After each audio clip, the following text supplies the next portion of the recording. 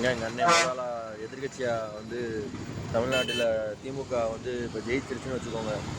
Second இடத்துல ஸ்ட்ராங்காக இருக்கிறது திமுக தான். செகண்ட் ஸ்ட்ராங்காக இருக்கிறது டிவிகே தான். டிவிகேக்கு டிஎம்கேக்கு தான் போட்டி அப்படின்றது முடிவாகி போச்சு.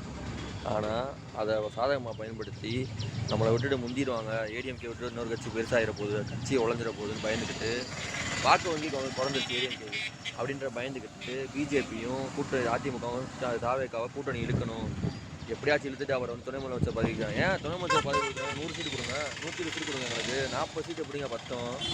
40 சீட்டுக்காண்டி அவர் 250 கோடியை விட்டு வந்து மக்களுக்காண்டி வரவர் 40 சீட்டு மட்டும் அவர் செஞ்சால் போதுமா மக்களுக்கு? மிச்சம் 190 சீட்டு எங்கே போவோம்? அவர் தனித்தே நிற்கணுங்க. எதிர்கட்சியாக இருந்தாலும் பரவாயில்லைங்க, தனித்தாங்க நிற்பாருங்க அண்ணன்.